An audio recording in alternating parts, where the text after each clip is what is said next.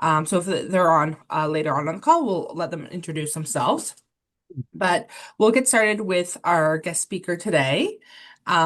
So today we have Elise Bigley from the Canadian Agri-Food Policy Institute as our guest speaker, and she'll be speaking about their new report, at a digital crossroads, 5 actions Canada needs for progress in digital agri-food. Elise is the Director of Strategic Projects. She also spoke at the farm show during our in-person meeting a couple months ago. So she'll be speaking about the new iteration of the research that they've done. Elise leads policy development, partner engagement, and communications that support the sector. So she brings a strong research background to this. So Elise, I'll hand it over to you to finish introducing yourself, and maybe if you want to introduce your colleague as well, and then you can jump into the presentation. Sounds great. Thanks, Ashley, and thanks everyone for being here. My name's Elise Bigley, and I'm pleased to be presenting on our recent research that just came out last week. But for those that were at the in-person meeting, this will be a little familiar. So appreciate you going along with it as well. And then my colleague Elisabetta Laika here, she's one of the report's authors. So I've brought her on for this call, but also to answer any of the tough questions that you guys throw at us after the presentation. So, but yeah, so I will just pull up my screen and I'll get going. Okay, so as I mentioned, this presentation today builds on recent CAPI research, but my goal is for it not to be a repeat of familiar recommendations. Apologies to those that were in person, London Farm Show, the recommendations are fairly similar, but recommendations for about technology for its own sake. So our goal is to position our research in a way that's useful to you and encourage all of us to look at the issues that we face through a broader, more integrated perspective. So over the past 2 years, CAPI has been diving into the world of digital ag, and through our work in partnership with Emily, based in Manitoba, when we started, we asked a very straightforward question. Where does Canada stand in digital ag, and what's holding adoption back? So we heard from producers, innovators, investors, and policymakers, and the message was consistent. Canada has no shortage of ideas, pilots, or technical capability. What we lack is sustained adoption at scale. So the barriers from uncertain ROI and connectivity gaps to interoperability skills and data trust are not new. And that's the key kind of critical point. If the challenges persist, the issue isn't awareness, it's alignment. So today, the conversation that we're having is shifting.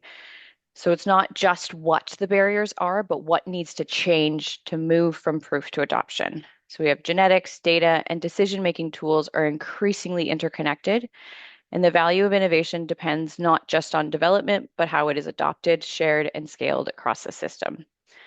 And that's where the system itself comes into focus. So how capital flows, how policy signals are set, and whether programs are built for scale and not just for pilots.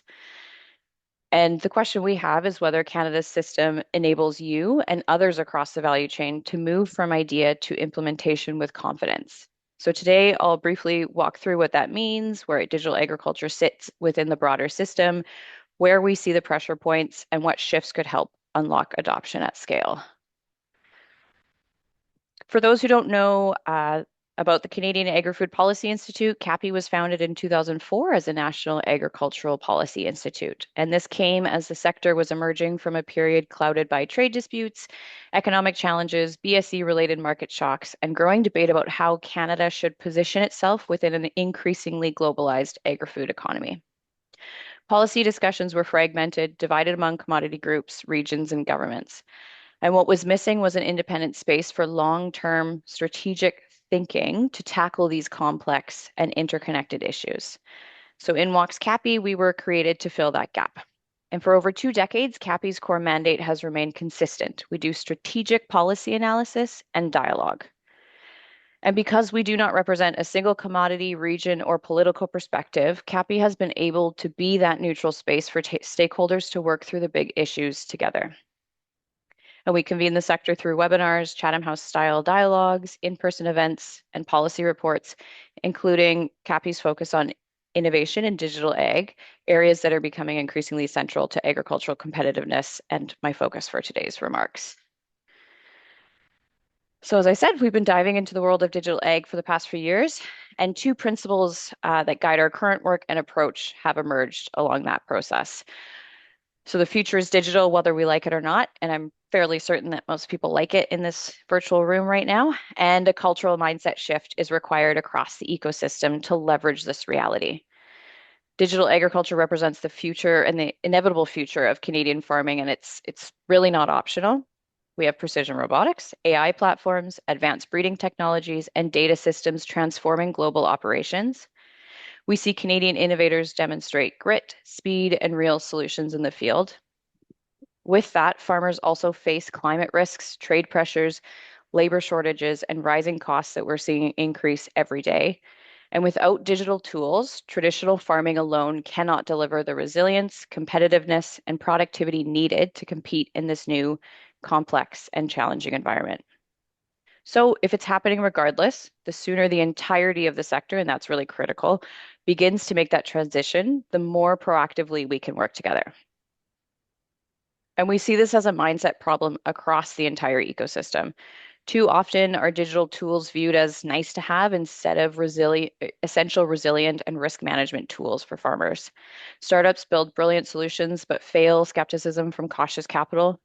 Venture capitalists need clear ROI in a future where digital eggs value is still largely being proven. And we see government funding innovation but treats digital agriculture as a secondary priority.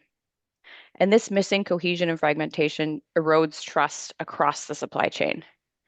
And we want to be clear that the shift is not something that is required only by industry. It's equally required of political leaders who set priorities, government program designers who define eligibility, investors who decide where to put the capital, and ecosystem actors who shape the conditions for adoption. And without that broader reorientation, even the most best designed interventions risk underperforming. So, if digital ag is the tools and the data-driven methods, the ag innovation system is everything that makes these tools possible and usable. They are deeply connected, but it's important to know that they're not the same thing. Digital tools cannot scale if research doesn't translate into commercially viable products. Capital does not flow past pilot stages. Extension and advisory systems cannot support the innovation, and policy signals are fragmented or inconsistent. The innovation system is a complex environment. Advancing digital ag requires consistent commitment and not just episodic attention. And in a fragmented, underfunded, misaligned innovation system, digital ag adoption will remain uneven, again, as I mentioned, regardless of how good the tools are. And this is why over the past year, CAPI has been convening stakeholders, conducting surveys, and doing research, hosting webinars to build consensus and alignment on the main challenges and opportunities and put forward recommendations for what a 21st century ag innovation system should look like in Canada. And my colleague Elisabetta has been really the driving force behind that project. The emerging North Star, and it's up on the screen there that we are seeing, is Canada becomes a global leader in turning innovation into impact across agriculture and food by increasing productivity, investment, and adoption. Now, this North Star is intentionally outcome oriented and measurable, and while the specific recommendations behind it go further than I'll get into in my presentation, it's important to understand the context within what we're operating. And as I mentioned, we're actively working on this and recommendations and lead up to the next policy framework negotiation and the resulting Halifax statement. If you want more information on that document and recommendations, we'd be pleased to talk about it today or set up a time to connect. Okay, so this is the 2025 report. So now that we've situated digital agriculture within the innovation system, I'm going to look at digital ag specifically. So in 2025, CAPI undertook its first comprehensive examination of digital agriculture in Canada. It focused on primary production, and we asked the question, why is innovation lagging? And that work established a baseline. The evidence and interviews revealed structural constraints that many of you may have run into, uncertain ROI, connectivity gaps, interoperability challenges, skills and advisory gaps, data ownership, and trust concerns, the list goes on. And we found that Canada is not short on ideas, it's short on adoption. And the data showed us where this divide sits most sharply. We see large farms, those are over 5,000 acres report adoption or planned adoption rates near 80%, where smaller operations, those under 2,000 acres, sit closer at 36%. And that gap won't close on its own. So we identified the barriers, and now we wanted to move from diagnosis to direction. So the question facing us now is what changes are needed structurally to move from proof to scale? And in this, we wanted to make two important shifts in our approach. Our scope expanded. Digital transformation doesn't stop at the farm gate, and it was really critical for us to acknowledge that and include that in our report. It includes processing, advanced genetics, traceability, logistics, manufacturing. And we decided to speak to people on the leading edge of this work. Some of you in this group we spoke to, which was very helpful for us. So we deliberately sought out people who are actively building for a boots on the ground perspective. So startups, ecosystem conveners like the Canadian Food Innovation Network, who are stitching together capital expertise and commercialization pathways, and researchers asking the harder structural questions. Beyond our scope and methodological shift, the broader context in which we were working has shifted. The sector is operating in an environment of sustained uncertainty. Innovation policy is under strain at the same time that digital opportunity is expanding. So we know that the barriers are known, and the question is what must change structurally to get us from proof to digital tech adoption. And the challenge here is alignment. So before I get into the 5 actions that are on the screen, I want to acknowledge something the report makes really clear. The environment has shifted in meaningful ways since 2025. We have federal investment in AI capacity, domestic cloud infrastructure, and rural broadband are all moving in the right direction. Data governance have moved close to the center of the national economic discussion. And these are significant changes that represent a credible window to accelerate. But the window opens fully if the mindset takes hold at every level, from the farm gate to the cabinet table. And that's the context for the 5 actions that emerged from our interviews. So these 5 actions are interconnected and not standalone fixes. There's a role for everyone in the ecosystem to play. So we have 5 there. I've bolded kind of the main points of it in each action there, but invest in a coordinated national network of commercial validation infrastructure to de-risk adoption, deploy dedicated growth stage capital for agri-food innovation, create predictable time-bound regulatory pathways for agri-food innovation, and develop a national agricultural data governance framework. And finally, and probably most critically, establish a coordinated system-wide approach to digital agriculture. And everything that follows is grounded in those 2 principles that I raised at the start, that the future is digital, is unavoidable, and we cannot be competitive as a country if we don't make digital agriculture a priority together. So this cultural mindset shift is what makes these 5 actions real, or else they will just remain words on a page. So let's start with adoption. So we often talk about an adoption gap, but what we heard repeatedly is that it's not awareness that's lacking, it's execution and validation. So one of our interviewees for this report put it directly, quote, "I don't believe we have an adoption gap, but rather an execution gap. Farmers aren't risk averse, they are rational. What's missing is trusted real world validation." So producers know about the tools, they understand the promise, but adoption is ultimately an investment decision. And right now, those investment decisions compete against very real priorities. We have trade disruption, weather variability, labor scarcity, input cost volatility, tight credit markets. And the mere fact that a tool can do something, unfortunately, doesn't make it investable. And if something is already working well enough on the farm or in the processing plant, disruption carries real cost. So we can take drones as an example. They offer real value, starting from faster data collection, thermal scanning, and rapid field surveillance. But adoption means purchasing a unit, getting certified to fly it, learning to convert the data into a format that works with your existing systems, and figuring out where to get it repaired in a rural area. And that is a lot of friction on top of a tight margin. So established companies or larger farms can absorb this risk, but startups often cannot.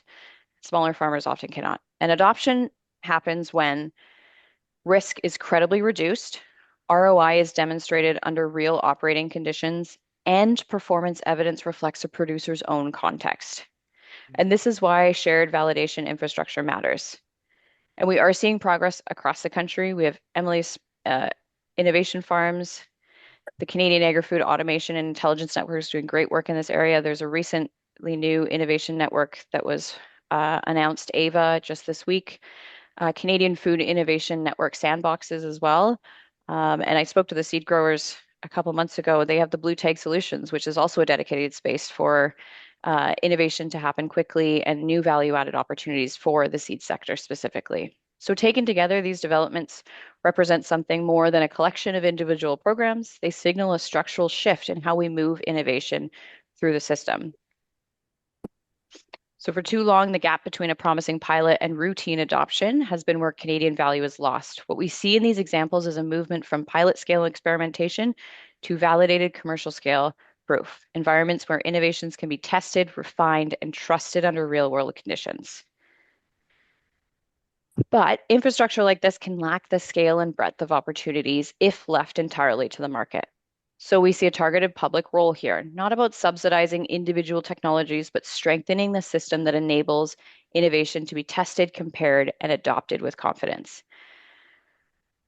Some of the recommendations would include expanding commercial scale validation environments across diverse regions and production systems, coordinating and connecting existing centers into a more integrated national network that speaks to each other, supporting common approaches to performance measurements so results are credible, comparable, and useful for producers and investors, and ensuring access for early stage companies, ensuring smaller firms can test and validate technologies without prohibitive cost or complexity. And we know that's a reality facing people.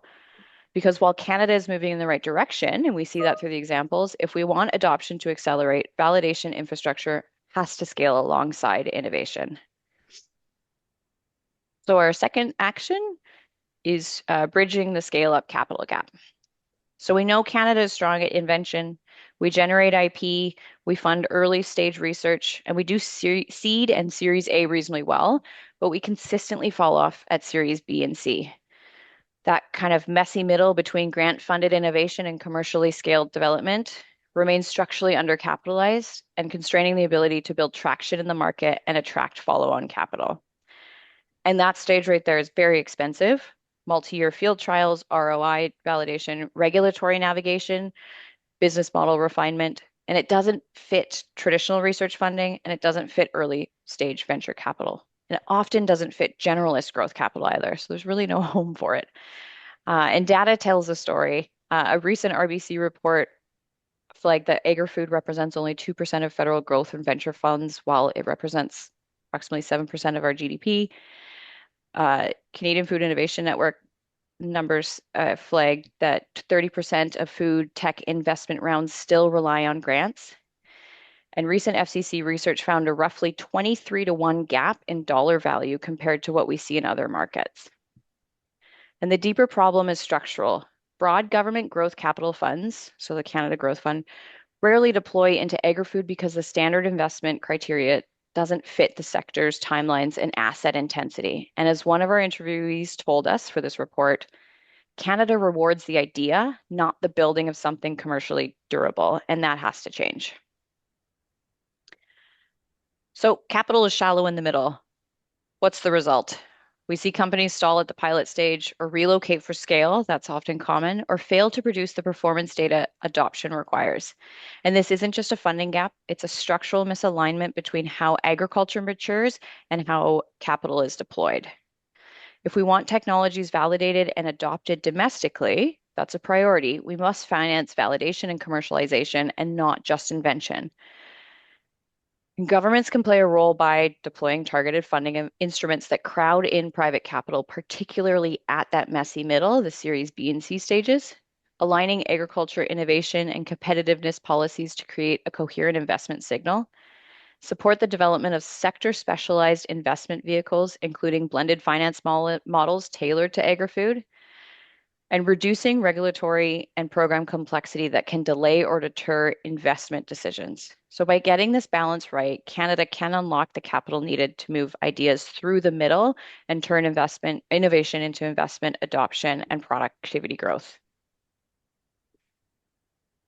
So I mentioned regulatory. So regulatory certainty as a competitiveness lever. So we want to create predictable time-bound regulatory pathways for agri-food innovation. When we ask digital actors for this report about regulatory burden, most can't really point to a specific rule blocking them. We found that the challenge is perception and timeline. Canada is seen as a small market with a heavy regulatory overlay and slow approval cycles. And capital weighs that uncertainty early. So, in many cases, digital tools operate in the pre regulatory space, but investors price in that perceived risk. So, if regulatory timelines exceed capital runway or the unknown risk of compliance is not signaled or clarified early, companies will move. And the issue isn't lowering standards. And we want to make that really clear. Canada's food safety and health frameworks are a strength. The issue is clarity, predictability, and timeliness. We can have our regulatory efficiency and certainty as a competitiveness lever. So governments can play a huge role in here by providing early stage regulatory guidance. So innovators understand future requirements up front, so there's no wrong door approach. Improve coordination across departments and jurisdictions to reduce inconsistency and inefficiency. Create dedicated pathways for emerging technologies, allowing for faster, controlled market entry where appropriate. For example, where technologies have been approved in other like jurisdictions. We are starting to see what movement looks like. So Health Canada recently proposed allowing spray drone use of pest control products already registered for aerial application. So that is regulatory adaptation responding to where technology actually is and that is a signal investors need to see more of. So again, the goal is not fewer rules, it is clearer and timelier rules that align with innovation cycles. But we know we have a government right now that's not afraid to reduce some regulatory red tape. So for our fourth action, it's the data governance framework. So develop a national agricultural data governance framework. In our research, data governance surfaced consistently, but it was nuanced. It's not primarily about privacy, it's about control, transparency, value distribution, predictability. Producers ask, what are my rights? If I terminate a contract, what happens to my data? And what does anonymized actually mean? And terminology confusion compounds mistrust. We have ownership, sovereignty, rights, access, repair. These are distinct legal concepts, often used interchangeably. And this doesn't stop at the farm gate. Beyond primary production, you can add traceability requirements, multi-firm data sharing, and compliance across facilities. The value of digital tools in processing and manufacturing depends not just on whether they work in a single operation, but on whether systems can connect across the value chain in a secure and trusted way. So interoperability, therefore, is an important governance question and not just a technical one that's worthy of discussion. Canada currently has no legal definition of farm-generated data, no dedicated agricultural data legislation, and no binding standards. So we're very early in maturity here, which is good and a bad thing, but I think it's good because there's a lot of models that we can look to from our peers across the world. So the European Union moved from a voluntary code of conduct in 2018 to a binding data act in 2025, granting farmers rights to device-generated data. Australia implemented the Farm Data Code, which framed governance around control and not ownership, with certification at the point of sale of technology adoption. The Netherlands built a farmer-governed cooperative model, shifting power structurally. And New Zealand is one of my favorite examples because they were an early adopter with the Farm Data Code of Practice, but they didn't evolve and has limited uptake beyond early adopters. So really emphasizing the importance of sustained effort and sustained commitment to these actions. And if you don't have that, then you will likely have limited uptake or it will become outdated. The United States introduced the ADT core principles. I think Canadian Seed Growers Association and FCC are early adopters in Canada and is one of the few organizations that are ADT certified. It's still voluntary, but it is a model that I know people are considering within our country. So what's the lesson for Canada in all of this? Voluntary codes can build norms, binding standards rebalance rights, institutional structures shift the power, and certification lowers transaction costs. So we don't think Canada should copy one model. We need to find one that works for us, but we do need coherence. And there is something to learn from each of these global examples. And you'll see in our report, there's a much more in-depth overview of those examples and the history and pros and cons of each. So where does CAPI in our research see government fitting into this? Governments have a role to clarify terminology and establish a common language across the agri-food ecosystem, set expectations for data access, use, portability, and third-party sharing, so defining rights and responsibilities, support the development of codes and certification mechanisms to build trust, define a clear pathway towards stronger enforceable standards if needed over time. So it's important to remember that data is not just a technical asset, it's a trust relationship. And that trust infrastructure determines the uptake. So without clear governance, digital adoption will remain cautious, especially when it comes to data. Okay, so our final action here is largely what holds the other four together. Without coordination, validation infrastructure will stay fragmented. Capital stays, signals will stay mixed, regulatory guidance stays inconsistent, and data governance would stay voluntary with not that much uptake. So each of the previous four actions depends on this one to actually land. Because digital ag is not just a technology file, it's a system itself, and we need to take a systems approach. We have research, capital, commercialization, extension, processing, logistics, trade, and infrastructure. And each node of this system is interdependent. Progress in one simply shifts pressure elsewhere, and digitization will not compensate for weak fundamentals. But on the flip side, strong fundamentals will amplify digital returns. And our conversations with experts for our report highlighted where some of the spots where the system breaks down. We have strong IP and early research that is not commercialized, capital gaps that stall scale up, aging or absent infrastructure, insufficient extension and advisory support for producers, and uneven data mobilization and technology uptake. Now, we know alignment doesn't happen accidentally, and we believe government's role here from our research is fundamentally one of coordination. So, aligning portfolios that affect digital agriculture, because we know we're not just in AEFC, ensuring infrastructure investments support digital use cases, and designing programs that are legible across jurisdictions. And ultimately, just to drive the point home, digital agriculture will only scale at the speed of our coordination and not at the speed of our technology. So that lens of that systems view is so critical beyond just building the technology if we want to see growth in the sector. Okay, so just to conclude, our process so far has generated these actions, and we're by no means saying these are the only actions, and there might be some that you think are more valid than others, but the important thing is to take them kind of all as interconnected. And I'd love to hear your thoughts on maybe where we missed the mark or where we could add to. It's always a conversation. And these actions need to be tested. So this is one of the perfect places for that. They need to come off the paper. And one of the things CAPI will be doing to move from discussion to implementation is we're launching a national digital ag stakeholder forum. It's a very small group that brings together industry, technology, research, and policy leaders. And the network will focus on practical collaboration and coordinated action to advance the priorities identified in this work.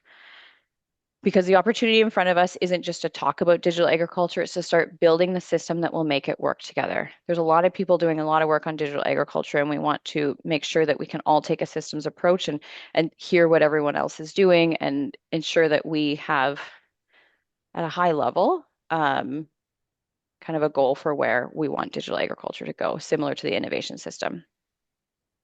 And if there's one thing I can leave you with today, it's this. In agriculture and in most of life, we're very good at focusing on our piece of the puzzle.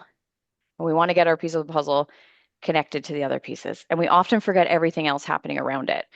One of the advantages that we have, and one of the reasons I love to work at CAPI, is our role is to intentionally search out that bigger picture and search out those tensions and see where we can work together. So we're not afraid of those tough conversations and disagreements and conflicting ideas on what the future should look like or what policy should look like. And when it comes to digital agriculture, again, this shift isn't just technological. It's how we think about the challenge and how we frame the questions that we're asking. So not seeing it just as a set of technical, ethical issues and your focus only, but as an interconnected system, because every part of the innovation system is linked, and it will ultimately only succeed if we do treat it that way and treat it as that interconnected system. And I will stop sharing my screen. Perfect. Thank you all very much. Oh, Perfect. hi, Thank Joe. you. There we go. Thanks, Lise. So next we'll open it up for any questions first. So does anybody have any questions about any of the action points or feedback on this report as well? Joe? How you just released the report a week ago. Any response from the peanut gallery, Elise or Elisabetta?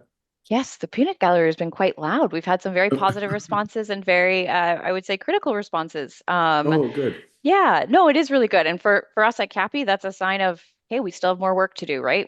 So I think there's a conversation on our emphasis on validation infrastructure versus capital deployment. So there's definitely a lot more work to be done. So yeah. Oh, very good. Well, congratulations on taking a stab at this thing. It's it's a lump of clay, and it's probably more like a lump of jello because everybody's involved, but uh, maybe the lack of leadership has always been a bit of a challenge. And from my perspective, agriculture always lags when it comes to innovation, but that's part of the opportunity. If we can get, out in front of it, and I keep watching the Dutch, that's it's part of their ecosystem, it's part of their culture to be innovative and be thinking about how to do things better, different. Um, and if we can ever unleash that in Canada, our productivity goes up. It's great for our economy, jobs, quality of food, so on and so forth. So, good job on this. Yeah, I'm impressed. I was impressed with what you've done in a short period of time, and yeah, I think we just, as you point out, we need to find those gaps and find ways of bridging them, whether it's finance or validation, or I think there's other structural things. And for me, leadership is a critical piece. And so when organizations like CAPI step up and identify things, that's leadership, and that kind of fills in some of that leadership gap. So good job. Oh, thanks, Joe. I really appreciate that. And that's where I know Elisabetta and I have been talking a lot about the forum. I think we originally said it was a network, and we're like, we don't want it to be adding more noise because, as you said, it's like a ball of jello right now, right? And that's what we're seeing as CAPI, but we're also seeing the value that we bring as kind of that neutral space where we're like, oh, you disagree? Come on in. Let's chat about it. Where are those gaps? Where is that friction? So we're really trying to kind of harness what's happening at that national level so that we can align on things and bring more clarity to the sector so that there's more opportunities for digital agriculture. So thanks, Joe. The just just one other point before I let these other guys speak. I'm worried about our ability to manage the tsunami called AI coming at agriculture. And I'm not so worried about our like we'll adapt, we'll figure it out. But the money seems to be going to the US. Most of the activity is there or in Europe. Um, I don't want us to be a laggard when it's relative to our competitors, because then our farmers are at a disadvantage. We don't have the cost of production. We can't compete on a global, basis when it comes to the major commodities. So groups like this are so critical because AI is such a big piece of the robotics. This kind of group is critical. And I just see so much happening in AI so fast, and nobody's talking about it. And we're going to wake up in a few years going, "Oh shit, we should have been on that 2 years ago." So I'll be quiet now. No, no. Oh, sorry, Elisabetta is going to jump in. Yeah, sorry. Yeah, thank you, Joe, and thank you for being part of the journey as well. Yeah, your input was very valuable during the process. Your concern about the AI is, I mean, very valid. And one of the things that we noticed during the interviews and the process, and we also try to emphasize that in the framing of the report, is of course, to acknowledge all the reality and the structural challenges, but also that narrative is very important. Like, how are we positioning the country and this moment as an opportunity, or let's paint it all dark and let's play the victim and we lost the game already? Because we saw that That a doesn't lot, help. yes, and we You're saw just that poor.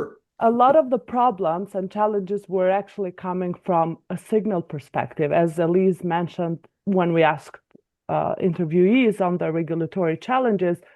Actually, there were startups in Canada that decided to invest in Canada and to scale in Canada because of the regulatory landscape compared to the US. But it's just those signals that are missing there, or not, maybe we're not celebrating them enough.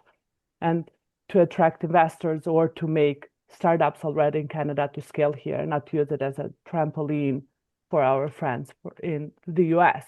And part of that fear on the AI is exactly this confusion, this lack of clarity, the rhythm of it, and then farmers on the other hand dealing with waking up at 5 in the morning and with a pile of issues.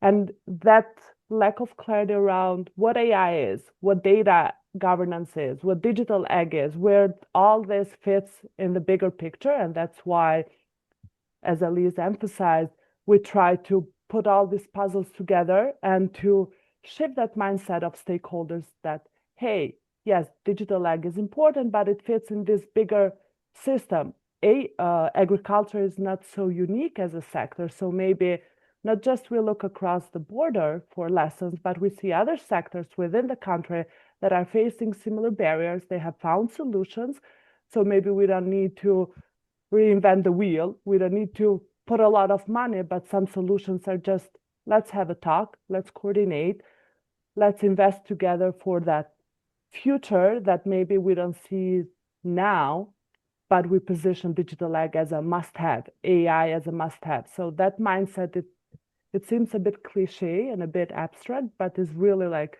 a core element to move the needle. Thanks, Joan Elizabeth. I think Kate, you have your hand Yeah, I raised. think Kate was first. Okay, Oh, great. sorry, Ashley. No, it's okay. Yeah, thank you very much for the presentation and for sharing the link. I'm definitely wanting to jump into the report and understand it better. Just a comment and then a question. So I just want to comment that the beauty of digital ag is that there's not necessarily a huge capital expenditure for farmers on the front end. It's not like buying a $750,000 combine and hoping you get that ROI. So I think maybe it's important to help educate farmers in that maybe you do just sign up for something that costs a couple dollars per acre. And also, I think there's these almost gatekeepers that say to innovators, you're not allowed to charge them subscriptions. They don't want subscriptions. And that's too much per acre. You cannot charge them that much per acre. But then on the other hand, there's input providers selling them inputs, nitrogen fertilizer and herbicides at thousands of dollars per acre. So these innovations could help them really optimize the input costs and save them thousands of dollars and make them more profitable and help them with the increased margins. But we're told, no, that innovation that you're trying to sell them is too expensive and it's not fair to the farmer. When I think we need to really help them realize this could really help you optimize your input costs. And the subscription thing, there's this fear of subscription. I think it's maybe a farmer can subscribe to something, try it out on a few acres, a smaller, do a pilot scale thing. If they're not getting their ROI from the subscription, they're not getting their money's worth, they can cancel it at any time. So I think we need to look at smaller dollar per acre, like pricing models and subscription models as a way of, de-risking, trying it out and canceling it at any time if they don't like it, rather than a don't try it at any, in that manner. But my question is you mentioned the AVA network. So that's now this umbrella for all the innovation farms in Canada and being able to try out these innovations and let farmers see them and help with the de-risking and the adoption. So I'm wondering, are you guys watching AVA? Was AVA built and informed by some of the policy work that you were doing? And how will AVA be staying on your radar as a tool for this national strategy?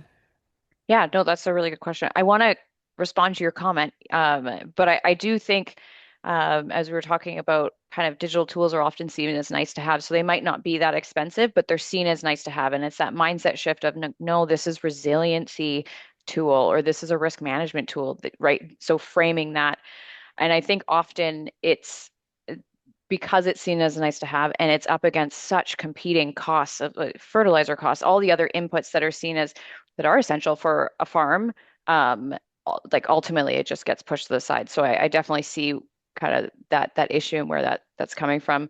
In terms of this new network, so we worked with Emily on this project, and they're connected to that as well. We're happy to see more validation infrastructure happen. We'll be staying closely kind of aligned on how it progresses. It actually, I think, it was in the works for quite a while before we actually wrote the report, so I don't know how much it was informed, but I do know that we'll kind of be involved in there. And just to go to Giuliano's comment in the chat, just kind of linking to that, who do you see being involved? I see everyone being involved. If you're doing validation infrastructure, you need to be involved. I know that's impossible, but the main thing there is that the more that we know what is being done across the country, the less opportunity we have to be doing the same work with limited resources. We know that we are working with a government who's cutting budgets, so we're not going to be getting any more money. So how do we talk to each other and actually see what's happening across the country, and how do we help each other? That sounds so naive and simple, but just how do we have those conversations happening? And really, it's taking that systems approach and seeing, okay, they could be seen as a competitor, but how do we work together alongside that? Yeah. I think Nevin, your hand is up next.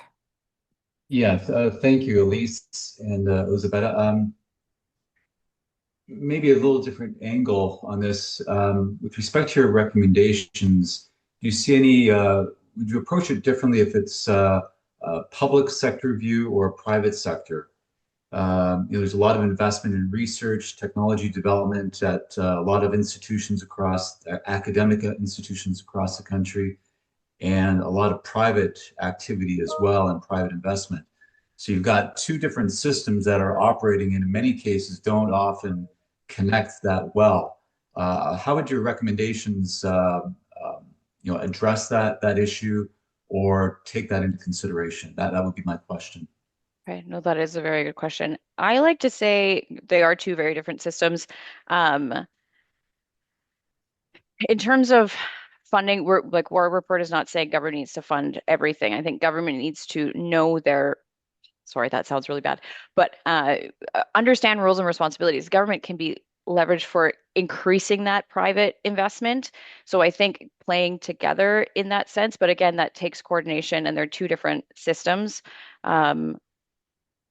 Yeah, so whatever space government can make to get that capital inflow and to have more private investments and to know where kind of to play is where we kind of approach that. I'm not sure if that's answering your question, Nevin, but it is a very complicated system. Yeah, and it's Yeah. complicated, which is why I asked the question. Yeah. And it's Oh, not I should have clear. given it to Elizabetta. I told her I'd give her the hard ones. But yeah, it really is an ongoing conversation and figuring out, okay, what role does government play? Because there's some areas where we think, no, actually we think funding would be best played for the government, but also market access would be better in that space. Yeah, Yeah. maybe something to consider is, the model that the Netherlands have employed, where there's a high degree of both public and private cooperation, institutions working very closely with private industry and a very collaborative approach. So there are models around the world that are effective and very successful. So that's perhaps a perspective to take in the work. Perfect. Yeah. If I may just add something there. Yes, agreeing with the complexity of the system. And when we first started just framing the objective and how we approach the problem, we were first wondering if we leave everything to the private actors and let digital ag as a competitive market, figure out everything on its own. But as we realized through the process, the research and the interviews was that there are so many structural challenges and problems with the system that the private sector alone cannot solve. Yes, it can solve the big players with the de-risking and the communication and the relationship building with farmers and help them understand the ROI. And But there are these structural challenges such as the adoption, like the uneven adoption, big farms adopting 80%, and then the smaller farms that cannot, like those barriers to entry and like all the other challenges, they cannot afford that de-risking and adoption process, or the regulatory landscape is another place for the government to really enable those conditions. The investment signals, the FDI attraction, the private sector alone cannot do that. So how the digital ag fits in the bigger picture, there is such lack of information and a lot of time misinformation from an investor perspective on what Canada stands for, where digital ag sits in the bigger picture. If the investors do not see that digital ag is a national priority, that's a signal that might just scare them away. So we also considering the fiscal environment, and that most probably we won't get more money. So how do we use the public dollars in a more effective way? We framed the role for the government more as let's enable conditions, let's bring people together. Those binding agreements on the data governance, that's something that only the government can guarantee, no matter how willing the private sector is to come up with data governance and like networks, those really won't move the needle if the government doesn't show that clear leadership. So more like as a complementary rather than substitute the private sector. We'll go to Naji next. I think you had your hand up earlier and then it's back up. So we'll go to you first. Yeah, so I just had a question about so you had mentioned forums, and I really liked your idea of like just bringing people together in like a neutral space in which like they can whatever discuss these topics. So I'm just wondering um who are involved like in those spaces, and again, like just going back to a point that you had said that a lot of it really does have to deal with perception. A lot of it deals with perception. You had mentioned that adoption, um, yeah, there's a gap in adoption, but you had said that it's an investment decision. But supports are out there, and sometimes producers they may not have that knowledge. So I'm just wondering, um, say, is information being sent out within those forums? Like, out of like, are funds available? Do they know? What is the dialogue? What does that look like in the forums? Yeah, for the forum that we're starting, it's at that kind of national policy level. So we wouldn't have anything directly to producers, but what we really want to do is bring kind of everyone that's working on digital ag, digital ag policy in that space so that we are more aligned on what our priorities are so that we can signal that to government more so, and Mm-hmm. then signal in kind of a unified space that this is priority. And if government, we don't advocate, but we can enable the conditions for advocacy within Canada. And if government takes that and sees that, oh, this is a unified, these are all these organizations within Canada clearly saying these are our priorities, then that in turn, again, government will start to perhaps listen and create those enabling conditions that Elizabeth was talking about and act on those priorities and then enable more private investment, just as one example. So it's less about educating the producers, but I do know that there's lots of forums out there that are producer focused, but within our space, it really is that national level and talking to other associations and government as well. Thank you. Thank you. Thank you. Yeah, no, thank you. Dan? Thanks very much. Great presentation. So I'm from Vineland Research and Innovation Center. We're a not-for-profit horticulture research institute in Southern Ontario. I'm just thinking about the what you said about the gap in supporting Series B and Series C.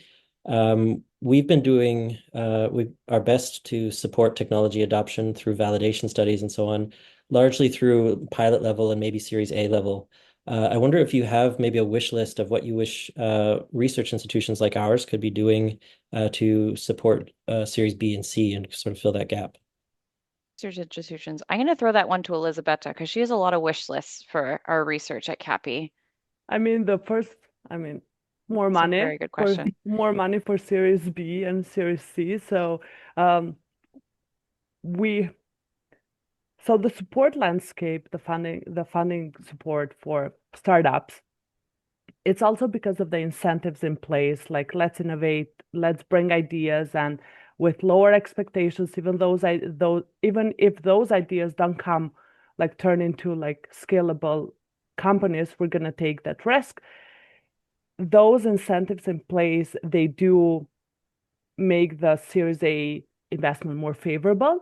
And because of also the funding amount is more modest than what we need for Series B and for Series C. But from an investor perspective, we heard through the interviews, and I want to acknowledge that this might not be the case for all the venture capital firms out there. But there is this hesitation to provide money because it's like, I'm giving you money to test your idea, and then I want you to come back when you have the like all the pension funding ready and you're all like an established company. So there is that huge gap in between, and that comes because of the lack of the investor confidence, that lack of validation, or like not like because we do have validation infrastructure, but maybe not that established as what we want it to be.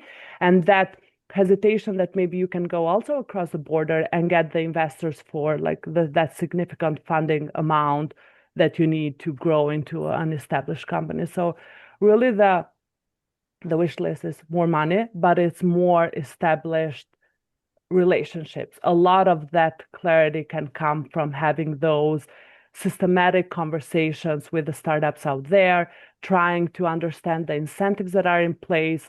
I think it was Kate, sorry if I'm not mispronouncing the name, that said that there is this lack of understanding from farmers on the adoption and the risk, but that relationship doesn't exist there, and that's why we see this huge gap between like the number of tools that are out there and then the adoption levels on the other hand. And maybe instead of companies just generating new ideas and coming up with new pilots and new like tools to test, maybe how do we maximize the existing tools that are in place first, and how do we make sure that actually farmers know what they are? So it's a lot of that coordination, which is not always like easy because of like the geographic like dimensions and like the nuances and like the heterogeneity across regions and everything else, and yeah, on top of the geopolitical pressures and what's going on. But more money and more conversations.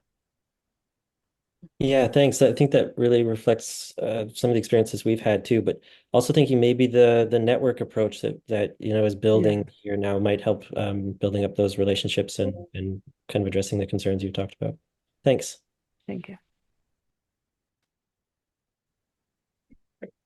Is there any other questions or discussion or thoughts that we haven't covered yet? One of the things that I haven't read the report yet, but one of the things that I think we really have the opportunity for in Canada is to look at this interoperability problem. And my expertise is in robots, or if I have any expertise, and we're still struggling with that as an industry 40 years later. The other day, I was looking for a new lock set for my front door, and the lock people, they've got this kind of cornered at least. Now they have an option. You can have a communication protocol that's standard in the industry. So I do think that there's like we could probably do a whole session on just interoperability in the industry, and how maybe Canada could come in the back door by helping solve or helping lead this conversation. Yeah, I think, Jim, you bring up a very heated topic in Canada. So yeah, no, definitely, we do mention it quite a bit because we do think that it is critical to foundation. What that looks like is another conversation. I think you might be wrong in that we maybe need 2 or 3 more sessions on interoperability, maybe not just one. But yes, it's definitely something that comes up. And I think we do flag it, but it also comes back down to data is a huge, huge part of that, right? And if we don't understand the data, how are we going to understand what interoperability of that data is? So again, like yeah, great point to bring up. I have no kind of shining answers for you other than like it is a huge gap and it needs to be discussed. And I know there's a lot of voices within Canada, and we're talking to people in the United States. I know there's Ag In as well that just was announced in January of this year. That's an international kind of interoperability network. So there's a lot of work being done, but yes, absolutely. I think it's needs a lot of discussion on it and strong leadership around it too, especially because it's linked so closely to data that is such a misunderstood space. So thanks for bringing that up. Thanks. Okay, any other last minute comments? Oh, Joe. Yeah, maybe just what do you guys need, and how can this group help you? Like you're carrying a lot of the water here, doing a lot of the hard grinding. And this is an open invitation to this group. Engage us, put us to work, tell us what you need, hunt us down, whatever we can do to block or help. Please engage us. That's great. No, thank you. I appreciate that. And I'm sure everyone appreciates Joe volunteering you all. No, but that is something that we will absolutely leverage, especially as we build that forum, because we do, especially in our report, we wanted to talk to people who are actually doing the work. And I think that's something, especially at the policy kind of national level, sometimes that doesn't get forgotten, or we don't actually reach out, and we need that reminder of kind of what do those use cases look like. So we will absolutely leverage this group. Thank you for that offer, and we really appreciate you responding to this work. I think everyone, or if not, they can get my email and respond once you've read the paper. We'd love that. Again, we love feedback. We love hearing where there's gaps or where you're critical of the piece of the paper that we wrote, because that just means that there's more work to be done and more conversations to be had towards kind of building the sector up. So we really, really appreciate that. Yeah, I did drop the link to the report in the chat as well. If anybody wants to click on it, we'll also include it in next week's agenda as well, just to capture people who weren't able to join today too, to help kind of share out that message and get that engagement and feedback that you're looking for. Perfect. Great. And if you do reach out, there are two Elises that are spelled the exact same way at CAPI, but I am Elise Bigley. But even if you accidentally send it to Elise Weeb, she will forward it to me. So just flagging that. Perfect. Thank you, everyone. Well, thank you both, Elise and Elizabeth, for joining our group today and sharing the update on this important research. And again, if anybody has questions or want to engage further in the conversation, reach out to Elise as well. I believe you're on LinkedIn as well, and then or contact with her directly. If you want to drop your email in the chat, if you want to, for people to send any specific feedback or questions on, that's usually helpful for this group. Okay, with that, I will close out the meeting for today. So if you are celebrating the long weekend, have a great long weekend, and then we will join again next Friday to discuss further. Thanks, everybody. Thank you. Good job.